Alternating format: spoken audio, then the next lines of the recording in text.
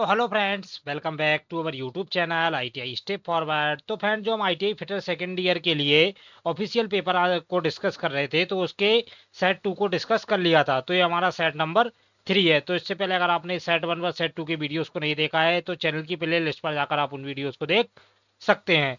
और ये क्वेश्चन आपके एग्जाम के लिए बहुत ही ज़्यादा हेल्पफुल होने वाले हैं। तो आप सभी से रिक्वेस्ट है, अगर आपको वीडियो पसंद आता है तो वीडियो को लाइक करके चैनल को सब्सक्राइब पक्का से कर दें। तो आइए शुरू करते हैं बिना किसी देरी के। क्वेश्चन नंबर 1 हमारा क्या बोल रहा है? क्वेश्चन नंबर 1 हमारा बोल रहा है, ये आप देख सकते हैं क्वेश्चन नंबर क्या बोल रहा है। Which type of bearing is use for taking high axial thrust load? उच्च अक्षीय थ्रस्ट भार लेने के लिए किस प्रकार के बियरिंग का उपयोग किया जाता है? तो जो हमारा उच्च अक्षीय थ्रस्ट भार रहता है, उच्च अक्षीय थ्रस्ट भार लेने के लिए हम किस प्रकार के बियरिंग का यूज करेंगे? तो फ्रेंड, उसके लिए करेंगे हम टेपर रोलर बियरिंग का यूज। तो क्वेश्चन नंबर 1 का करेक्ट आंसर हो जाएगा ऑप्शन नंबर सी। आगे बढ़ते हैं नेक्स्ट क्वेश्चन की ओर। क्वेश्चन नंबर 2 हमारा क्या बोल रहा है? जंग को रोकने के लिए कैलोराइजिंग प्रक्रिया में किस धातु के पाउडर का उपयोग किया जाता है?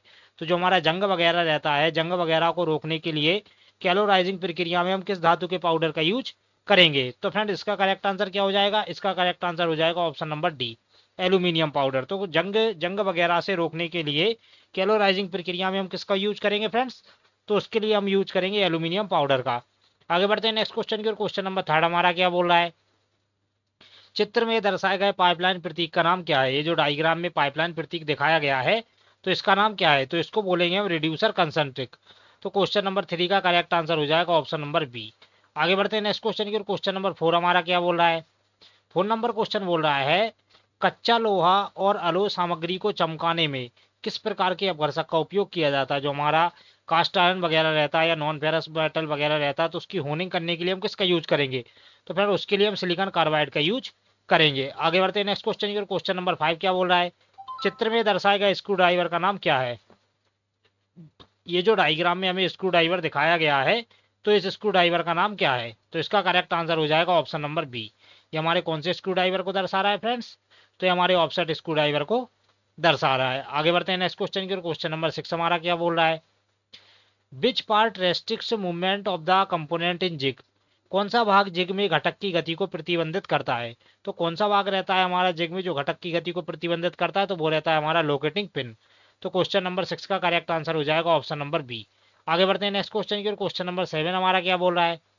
7 नंबर क्वेश्चन बोल रहा है, वायवीय तंत्र में किस उपकरण का उपयोग संपीड़ित वायु की दबाव ऊर्जा को यांत्रिक ऊर्जा में परिवर्तित करने के लिए किया जाता है?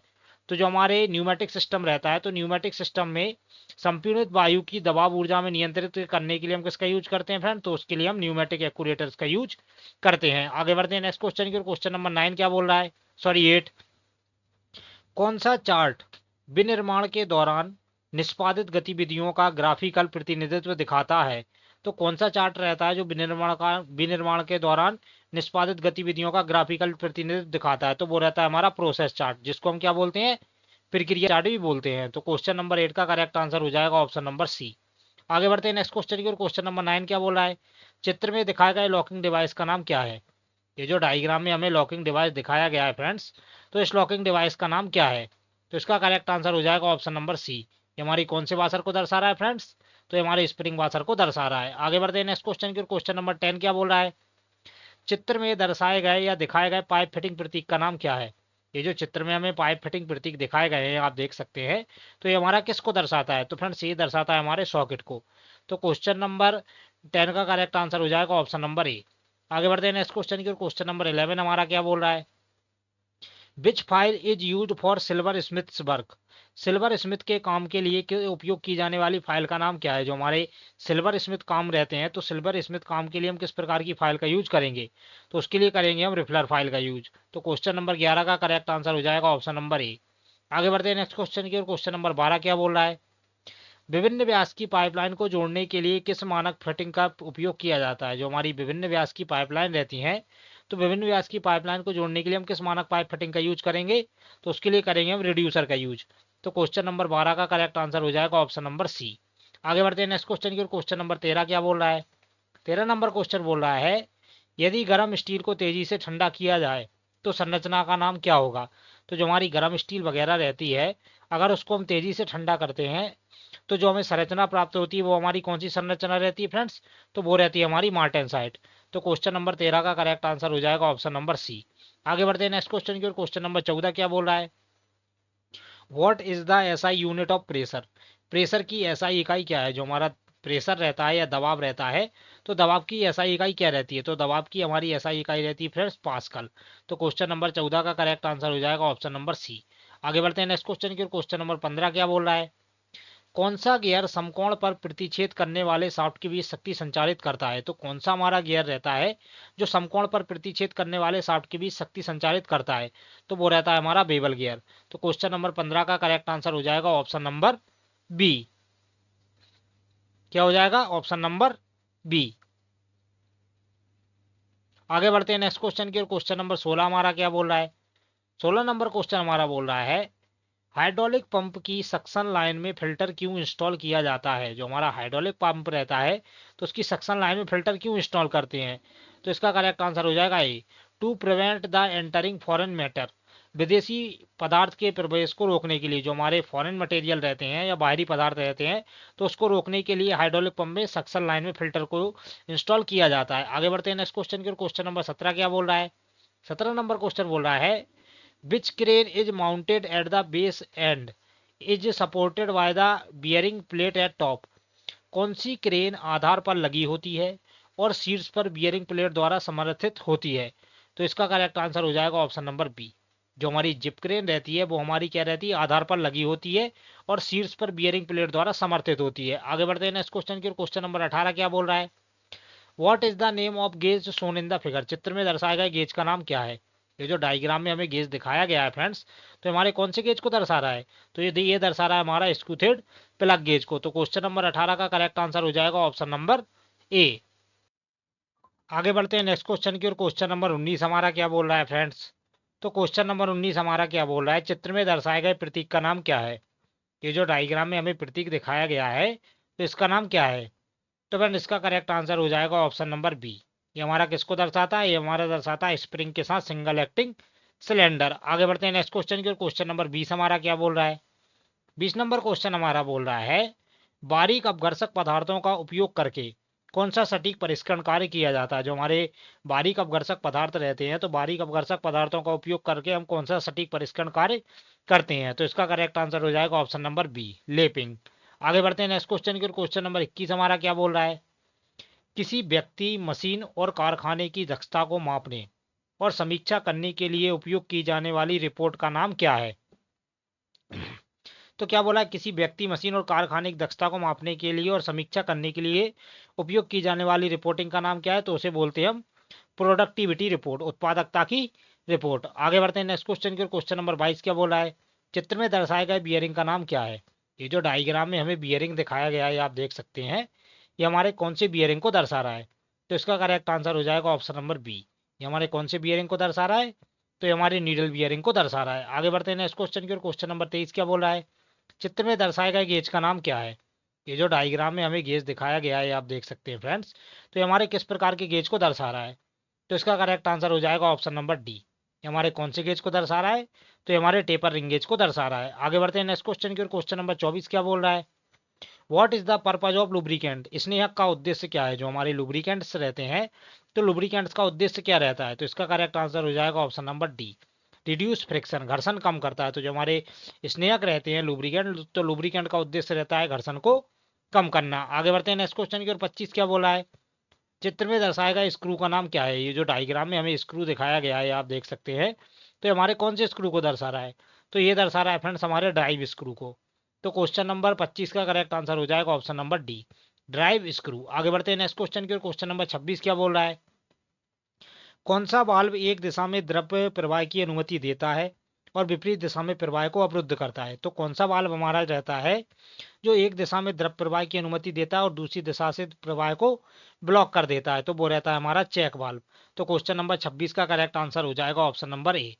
आगे बढ़ते हैं नेक्स्ट क्वेश्चन की ओर। क्वेश्चन नंबर 27 क्या बोल रहा है, चित्र में दिखाए गए एक्स से चिन्हित भाग का नाम क्या है। ये जो डायग्राम में एक्स से चिन्हित ये जो भाग दिखाया गया है तो इसको हम क्या बोलेंगे, तो इसका करेक्ट आंसर हो जाएगा option number C, face width, मतलब फेस की चौड़ाई। तो ये हमारा किसको दर्शा रहा है, तो ये आप देख सकते हैं हमारे फेस की चौड़ाई को दर्शा रहा है। आगे बढ़ते हैं नेक्स्ट क्वेश्चन की ओर। क्वेश्चन नंबर 28 क्या बोला है, चित्र में दर्शाए गए गियर का नाम क्या है। ये जो डायग्राम में हमें ये जो गियर दिखाया गया है फ्रेंड्स, तो हमारे कौन से गियर को दर्शाता है, तो ये दर्शाता है हमारे मॉनिटर गियर को। तो क्वेश्चन नंबर 28 का करेक्ट आंसर हो जाएगा ऑप्शन नंबर ए। आगे बढ़ते हैं नेक्स्ट क्वेश्चन की ओर। क्वेश्चन नंबर 29 क्या बोल रहा है, which is called as super finishing process, किसे सुपर फिनिशिंग प्रक्रिया कहा जाता है। तो कौन सी प्रोसेस रहती है जिसे हम सुपर फिनिशिंग प्रक्रिया के रूप में जानते हैं, तो वो रहती है हमारी होनिंग। जो हमारी होनिंग रहती है वो हमारी सुपर फिनिशिंग प्रक्रिया के अंतर्गत आती है। आगे बढ़ते हैं नेक्स्ट क्वेश्चन की ओर। क्वेश्चन नंबर 30 क्या बोल रहा है, किस प्रणाली में बिग फीड स्नेहन को वर्गीकृत किया जाता है। तो कौन सी प्रणाली रहती है जिसमें हमारे बिग फीड स्नेहन को वर्गीकृत किया जाता है, तो वो रहती है हमारी ग्रेविटी फीड सिस्टम। तो क्वेश्चन नंबर 30 का करेक्ट आंसर हो जाएगा ऑप्शन नंबर डी। आगे बढ़ते हैं नेक्स्ट क्वेश्चन की ओर। क्वेश्चन नंबर 31 क्या बोल रहा है, कौन सा ड्राइव बिना किसी रेंगन और फिसलन के स्थिर वेग पर गति संचालित करता है। तो कौन सी हमारी चेन ड्राइव रहती है जो बिना किसी रेंगना और फिसलन के स्थिर वेग पर गति संचालित करता है, तो वो रहती है हमारी चेन ड्राइव। तो क्वेश्चन नंबर 31 का करेक्ट आंसर हो जाएगा ऑप्शन नंबर ए। आगे बढ़ते हैं नेक्स्ट क्वेश्चन की ओर। क्वेश्चन नंबर 32 क्या बोल रहा है, विद्युत केबलों और उपकरणों में तांबे को बड़े पैमाने पर क्यों उपयोग किया जाता है। जो हमारी विद्युत केबल रहती हैं और उपकरणों में तांबे को बड़े पैमाने पर क्यों उपयोग करते हैं, तो उसको उपयोग करते हैं हम गुड कंडक्टर, अच्छा चालक। मतलब बिजली का क्या रहता है, वो अच्छा चालक रहता है, इसलिए तांबे का हम अधिकतर यूज करते हैं। आगे बढ़ते हैं नेक्स्ट क्वेश्चन की ओर। क्वेश्चन नंबर 33 क्या बोला है, चित्र में सतह सख्त करने की विधि दिखाई गई है। ये जो डायग्राम में हमें मतलब सरफेस हार्डनिंग की विधि दिखाई गई है, तो ये हमारी कौन सी विधि को दर्शाता है, तो फ्रेंड्स ये दर्शाता है हमारी पैक कार्बोराइजिंग को। तो क्वेश्चन नंबर 33 का करेक्ट आंसर हो जाएगा ऑप्शन नंबर सी। आगे बढ़ते हैं नेक्स्ट क्वेश्चन की ओर। क्वेश्चन नंबर 34 क्या बोल रहा है, एल्यूमिनियम धातु का रंग कैसा है। जो हमारी एल्यूमिनियम धातु रहती है, तो एल्यूमिनियम धातु का रंग कैसा रहता है, तो उसका रंग रहता है हमारा व्हाइटिश ग्रे, मतलब चमकदार सफेद। तो क्वेश्चन नंबर 34 का करेक्ट आंसर हो जाएगा ऑप्शन नंबर सी। आगे बढ़ते हैं नेक्स्ट क्वेश्चन की ओर। क्वेश्चन नंबर 35 क्या बोल रहा है, निरीक्षण के लिए किस ग्रेड के स्लिप गेज का उपयोग किया जाता है। जो हमारा इंस्पेक्शन वगैरह रहता है, तो निरीक्षण के लिए हम किस ग्रेड के स्लिप गेज का यूज करेंगे, तो उसके लिए करेंगे हम ग्रेड 0 एक्यूरेसी। तो क्वेश्चन नंबर 35 का करेक्ट आंसर हो जाएगा ऑप्शन नंबर डी। आगे बढ़ते हैं नेक्स्ट क्वेश्चन की ओर। क्वेश्चन नंबर 36 क्या बोल रहा है, साइन बार के साथ जांच करते समय कौन त्रिभुज ट्रायंगल का कर्ण बनाता है। तो साइन बार के साथ जब हम जांच करते हैं, तो त्रिभुज का कौन सा वो रहता है जो हमारा ट्रायंगल बनाता है। तो जैसे एग्जांपल में मान लीजिए मैं आपको बताता हूँ, ये हो गया हमारा स्लिप गेज, ठीक है फ्रेंड्स, सॉरी स्लिप गेज बोला हूँ साइन बार, और ये हो गए हमारे स्लिप गेजेस, और ये हो गई हमारी सरफेस प्लेट। तो त्रिभुज का कर्ण कौन बना रहा है, तो त्रिभुज का कर्ण बना रहा है हमारा साइन बार की लंबाई। ये आप देख सकते हैं साइन बार की जो लंबाई रहती है, तो हमारे त्रिभुज का कर्ण बनाती है। तो क्वेश्चन नंबर 36 का करेक्ट आंसर हो जाएगा सी।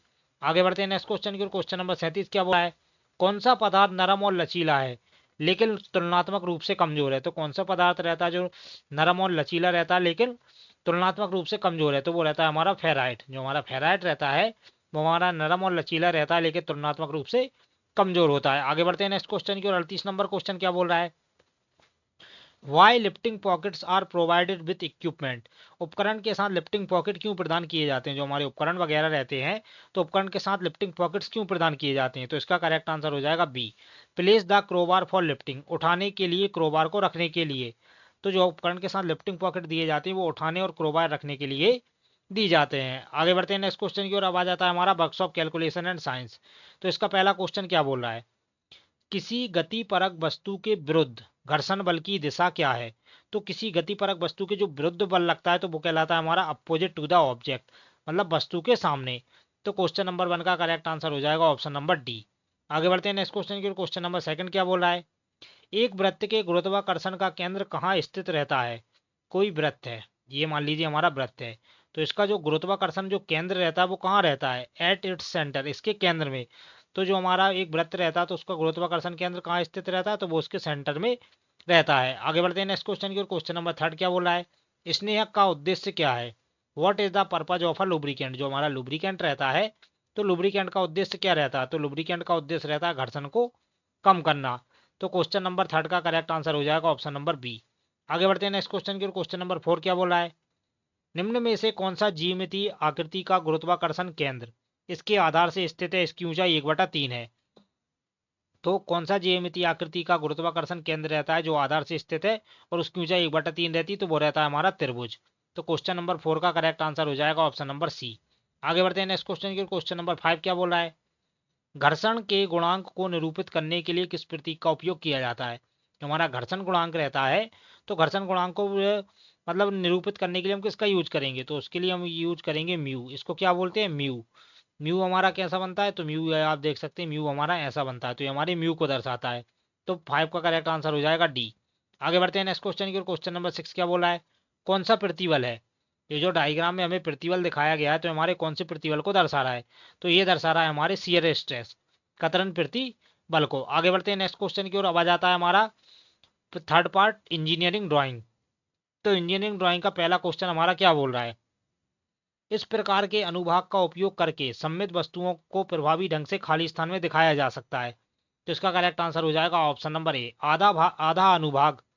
तो इस प्रकार के अनुभाग का उपयोग करके सममित वस्तुओं को प्रभावी ढंग से आधा अनुभाग में दिखाया जा सकता है। आगे बढ़ते हैं नेक्स्ट क्वेश्चन की ओर। क्वेश्चन नंबर 2 क्या बोल रहा है, नट एंड बोल्ट्स आर, नट और बोल्ट खाली स्थान है। तो नट और बोल्ट जो हमारे रहते हैं वो हमारे टेम्पोररी फास्टनिंग के अंतर्गत आते हैं। आगे बढ़ते हैं नेक्स्ट क्वेश्चन की ओर। थर्ड नंबर क्वेश्चन क्या बोल रहा है, बट ज्वाइंट के लिए किस चिन्ह का उपयोग किया जाता है। जो हमारे बट ज्वाइंट रहते हैं, तो बट ज्वाइंट के लिए हम किस चिन्ह का यूज करेंगे, तो उसके लिए करेंगे हम ऑप्शन नंबर बी का।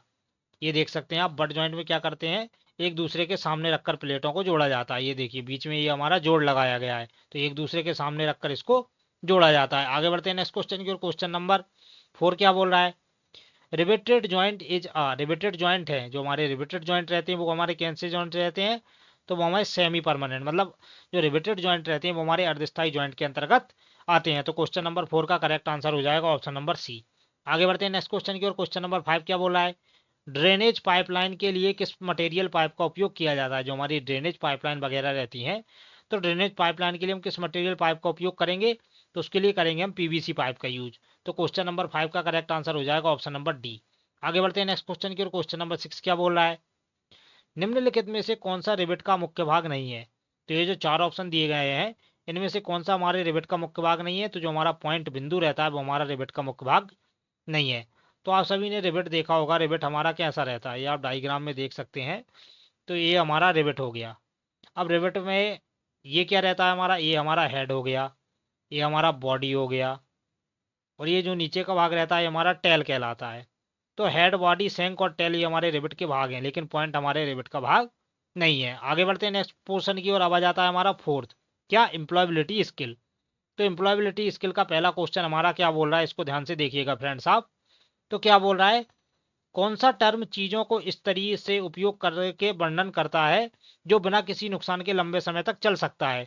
तो वो रहता है हमारा सस्टेनेबिलिटी। हमारी सस्टेनेबिलिटी रहती है, तो इस तरह से वर्णन करता है कि बिना किसी नुकसान के लंबे समय तक चलता है, तो वो रहता है हमारा सस्टेनेबिलिटी। आगे बढ़ते हैं नेक्स्ट क्वेश्चन की ओर। क्वेश्चन नंबर 2 हमारा क्या बोल रहा है, what describes human resources in a furniture manufacturing company. Furniture निर्माण कंपनी में मानव संसाधन का वर्णन क्या है। तो जो हमारी फर्नीचर निर्माण कंपनी रहती है, तो उसमें मानव संसाधन का वर्णन क्या रहता है, तो वो रहता है इट्स एम्प्लॉय, इसके कर्मचारी। आगे बढ़ते हैं नेक्स्ट क्वेश्चन की। क्वेश्चन नंबर 3 क्या बोल रहा है, फिटर पद के लिए आवेदन करते समय निम्नलिखित में से कौन सी ईमेल विषय पंक्ति सबसे उपयुक्त होगी। तो इसका करेक्ट आंसर हो जाएगा ऑप्शन नंबर ए, फिटर पद हेतु आवेदन आपका नाम। तो क्या रहेगा, फिटर के पद के लिए आवेदन करते समय निम्नलिखित में से कौन सी ईमेल विषय पद्धति सबसे उपयुक्त होगी, तो वो है फिटर पद हेतु आवेदन आपका नाम। आगे बढ़ते हैं नेक्स्ट क्वेश्चन की ओर। क्वेश्चन नंबर 4 क्या बोल रहा है, जब एक मशीन ऑपरेटर को अचानक किसी समस्या का सामना करना पड़ता है और वह तुरंत काम करने का दूसरा तरीका ढूंढ लेता है, तो उसे क्या कहते हैं। तो उसे बोलते हैं हम एडेप्टेबिलिटी। तो क्वेश्चन नंबर 4 का करेक्ट आंसर हो जाएगा ऑप्शन नंबर बी। आगे बढ़ते हैं नेक्स्ट क्वेश्चन की ओर। क्वेश्चन नंबर 5 क्या बोल रहा है, उपयुक्त वर्णनात्मक शब्दों से वाक्य पूरा करें। There is a fill in the blank playground near our house. तो इसका करेक्ट आंसर हो जाएगा option number C, big. There is a big playground near our house, तो हमारे हाउस के करीब एक बहुत बड़ा प्लेग्राउंड है खेलने के लिए। तो क्वेश्चन नंबर 5 का करेक्ट आंसर हो जाएगा ऑप्शन नंबर सी। आगे बढ़ते हैं नेक्स्ट क्वेश्चन की ओर। क्वेश्चन नंबर 6 क्या बोल रहा है, एक टीम में जहां सदस्य के विचार अलग अलग हों और असहमति हो तो क्या किया जाना चाहिए। तो इसका करेक्ट आंसर हो जाएगा ऑप्शन नंबर सी, दोनों विचारों पर चर्चा करना और सभी को सहमत कराने का तरीका खोजना चाहिए। तो एक टीम में जहां सदस्यों के विचार अलग अलग हों तो वहां पर हमें क्या करना चाहिए, दोनों के विचारों पर चर्चा करनी चाहिए और सभी को सहमत कराने का तरीका खोजना चाहिए। आगे बढ़ते हैं नेक्स्ट क्वेश्चन की ओर। क्वेश्चन नंबर 7 हमारा क्या बोल रहा है। 7 नंबर क्वेश्चन देख सकते हैं। पोटेंशियल इन्वेस्टर्स के सामने अपनी बिजनेस प्लान प्रस्तुत करते समय उनके प्रश्नों को सक्रिय रूप से सुनना और विचारशील उत्तर देना क्यों महत्वपूर्ण है। तो इसका करेक्ट आंसर हो जाएगा ऑप्शन नंबर सी। इन्वेस्टर की चिंताओं को समझना और अपनी प्लान में उनका विश्वास जगाने के लिए। तो कोई भी इन्वेस्टर्स है तो बिजनेस प्लान प्रस्तुत करते समय हमें क्या करना है कि उसकी चिंताओं को समझना है और अपने प्लान में उसका विश्वास जगाने के लिए उसको प्रेरित करना है। आगे बढ़ते हैं नेक्स्ट क्वेश्चन की ओर। रेट क्या बोल रहा है। एलेक्सा, गूगल, सिरी खाली स्थान की कैटेगरी में आते हैं। तो इसका करेक्ट आंसर हो जाएगा option number D, voice recognition device. Voice recognition device. तो जो हमारे एलेक्सा, गूगल और सिरी रहते हैं वो हमारी किसकी कैटेगरी में आते हैं, तो वो हमारी वॉइस रिकॉग्निशन डिवाइस के अंतर्गत आते हैं। आगे बढ़ते हैं नेक्स्ट क्वेश्चन की ओर। क्वेश्चन नंबर 9 क्या बोल रहा है। खाली स्थान आपकी योग्यताओं, कौशलों और कार्य अनुभव की एक सूची है। तो जो हमारा रिज्यूम रहता है वो आपकी योग्यताओं, कौशलों और कार्य अनुभवों की एक सूची को दर्शाता है। आगे बढ़ते हैं नेक्स्ट क्वेश्चन की ओर। क्वेश्चन नंबर 10 क्या बोला है। स्वरोजगार से क्या लाभ है। जो हमारा what is the benefit of self employment. तो सेल्फ एम्प्लॉयमेंट के लाभ क्या है। Directly earning from your work, अपने काम से सीधी कमाई। तो स्वरोजगार किससे क्या रहता है, अपने काम से सीधी कमाई होती है। आगे बढ़ते हैं नेक्स्ट क्वेश्चन की ओर। क्वेश्चन नंबर 11 क्या बोल रहा है। The ability to wait and stay calm, प्रतीक्षा करने और शांत रहने की क्षमता खाली स्थान है तो वो रहती है हमारी पेशेंस। प्रतीक्षा करने और शांत रहने की क्षमता हमारा क्या कहलाता है, पेशेंस कहलाता है। पेशेंस को हिंदी में क्या बोलते हैं, धैर्य। आगे बढ़ते हैं नेक्स्ट क्वेश्चन की ओर। क्वेश्चन नंबर 12 क्या बोल रहा है। कोविड के बाद कार्यस्थल कैसे बदल गए हैं। तो इसका करेक्ट आंसर हो जाएगा ऑप्शन नंबर डी, व्यक्तिगत और घरेलू कार्य का मिश्रण है। तो mix of in person and at home work. तो कोविड के बाद कार्यस्थल कैसे बदल गए हैं, तो व्यक्तिगत और घरेलू कार्य मिश्रण हो गए हैं। आगे बढ़ते हैं नेक्स्ट क्वेश्चन की ओर। क्वेश्चन नंबर 13 क्या बोल रहा है। एक सुरक्षित वाईफाई खाली स्थान है। जो हमारा एक सिक्योर वाईफाई रहती है वो कैसा रहता है, तो वो रहता है लॉगिन करने के लिए एक पासवर्ड है। तो सुरक्षित वाईफाई क्या रहता है, उसमें लॉगिन करने के लिए हमें पासवर्ड की जरूरत पड़ती है। आगे बढ़ते हैं नेक्स्ट क्वेश्चन की ओर। क्वेश्चन नंबर 14 क्या बोल रहा है। क्वेश्चन नंबर 14 हमारा बोल रहा है, क्या बोल रहा है, बिजनेस शुरू करने के लिए पहले बिजनेस प्लान बनाना क्यों जरूरी है। तो इसका करेक्ट आंसर हो जाएगा स्पष्ट लक्ष्य एवं जोखिमों के साथ संभावित चुनौतियों की पहचान करने के लिए। आगे बढ़ते हैं नेक्स्ट क्वेश्चन की ओर। क्वेश्चन नंबर 15 क्या बोला है। इन वाक्यों को उपयुक्त वर्णनात्मक शब्दों से पूरा करें। The roads is in my town are in fill in the blank condition. Option number C, good condition. The roads in my town are good condition. तो मेरे गांव में या शहर में जो रोड्स हैं वो अच्छी कंडीशन में हैं। आगे बढ़ते हैं नेक्स्ट क्वेश्चन की ओर। क्वेश्चन नंबर 16 क्या बोल रहा है। नीचे दिया गया कौन सा विकल्प गिग इकोनॉमी में गिग का वर्णन करता है। तो ये जो 4 ऑप्शन दिए गए हैं तो इनमें से कौन सा ऑप्शन हमारा गिग इकोनॉमी में गिग का वर्णन करता है, तो वो करता है हमारा एक विशिष्ट टास्क या प्रोजेक्ट। तो क्वेश्चन नंबर 16 का करेक्ट आंसर हो जाएगा ऑप्शन नंबर बी। आगे बढ़ते हैं नेक्स्ट क्वेश्चन की ओर। क्वेश्चन नंबर 17 क्या बोल रहा है। जब आपकी टीम का प्रोजेक्ट असफल हो जाता है तो एक लीडर के रूप में आप क्या करोगे। तो इसका करेक्ट आंसर हो जाएगा ऑप्शन नंबर सी, गलतियों से सीखने के लिए प्रोत्साहित करना चाहिए। आगे बढ़ते हैं नेक्स्ट क्वेश्चन की ओर। क्वेश्चन नंबर 18 क्या बोल रहा है। खाली स्थान कौशल जैसे प्रतिबद्धता, विश्वसनीयता, अनुकूलन क्षमता और लचीलापन क्या कहलाता है, तो वो कहलाता है हमारा सेल्फ मैनेजमेंट। तो सेल्फ मैनेजमेंट बोले तो सेल्फ मैनेजमेंट कौशल जैसे प्रतिबद्धता, विश्वसनीयता, अनुकूलन क्षमता और लचीलापन हमारे कहलाते हैं। आगे बढ़ते हैं नेक्स्ट क्वेश्चन की ओर। क्वेश्चन नंबर 19 क्या बोल रहा है। बायोडेटा की समीक्षा करते समय किस बात का ध्यान रखना बहुत जरूरी है। तो इसका करेक्ट आंसर हो जाएगा ऑप्शन नंबर डी, नौकरी से मेल खाने वाले कौशल और योग्यताओं पर प्रकाश डालना। तो बायोडेटा की जब हम समीक्षा करते हैं तो सबसे ध्यान रखने वाली बात कौन सी है कि नौकरी से मेल खाने वाले कौशल मतलब स्किल वगैरह पर ध्यान देना। आगे बढ़ते हैं नेक्स्ट क्वेश्चन की ओर। क्वेश्चन नंबर 20 क्या बोला है। मानसिक और शारीरिक गतिविधियों के बीच संतुलन बनाए रखने में कौन हमारी मदद करेगा। जो हमारी हॉबीज रहती हैं वो हमारी मानसिक और शारीरिक गतिविधियों के बीच संतुलन बनाने में हमारी मदद करेगा। आगे बढ़ते हैं नेक्स्ट क्वेश्चन की ओर। क्वेश्चन नंबर 21 क्या बोला है। एक वायरलेस तकनीक जो लैपटॉप को इंटरनेट से जोड़ती है उसे खाली स्थान कहा जाता है। तो उसे कहा जाता है वाईफाई। एक वायरलेस तकनीक जो लैपटॉप को इंटरनेट से जोड़ती है तो उसे हम वाईफाई बोलते हैं। आगे बढ़ते हैं नेक्स्ट क्वेश्चन की ओर। क्वेश्चन नंबर 22 क्या बोल रहा है। कम दूरी पर स्थिर और मोबाइल डिवाइस के बीच डेटा आदान प्रदान करने के लिए किस वायरलेस तकनीक मानक का उपयोग किया जाता है। तो कम दूरी पर स्थिर मोबाइल और डिवाइस के बीच डाटा आदान प्रदान करने के लिए हम ब्लूटूथ का यूज करेंगे। आगे बढ़ते हैं नेक्स्ट क्वेश्चन की। क्वेश्चन नंबर 23 क्या बोल रहा है? जब कोई व्यक्ति किसी नई कंपनी में शामिल होता है तो वह कार्यस्थल पर उपलब्ध कराए गए डिजिटल टैबलेट का उपयोग करने से घबरा सकता है। उस समय वह अपना दिमाग खुला रखकर और अपने को वर्कर्स को उसे सिखाने के लिए कहेगा। मतलब अपना दिमाग खुला रखकर पहले वो उनसे बोलेगा कि आप पहले मुझे सिखाइए, तब मैं डिजिटल टैबलेट का उपयोग करूंगा। आगे बढ़ते हैं नेक्स्ट क्वेश्चन की ओर। 24 क्या बोला है? डिजाइन थिंकिंग किस प्रकार की समस्याओं को हल करने में मदद करती है? तो वो करती है हमारी यह समझकर कि लोगों को क्या चाहिए और समाधानों में सुधार करना। आगे बढ़ते हैं नेक्स्ट क्वेश्चन की ओर। क्वेश्चन नंबर 25 क्या बोला है? निम्नलिखित में से कौन सा कथन अच्छी टीम वर्क को दर्शाता है? तो इसका करेक्ट आंसर हो जाएगा ऑप्शन नंबर ए, एक समान लक्ष्य की दिशा में मिलकर काम करना, working together towards the common goal. तो ये हमारा किसको दर्शाता है? अच्छी टीम वर्किंग को दर्शाता है। तो फ्रेंड्स ये थे हमारी वीडियो के 25 क्वेश्चन, मतलब हमने पूरा पेपर डिस्कस कर लिया है। अगर आपको वीडियो पसंद आया हो तो वीडियो को लाइक करके चैनल को सब्सक्राइब पक्का से कर दें।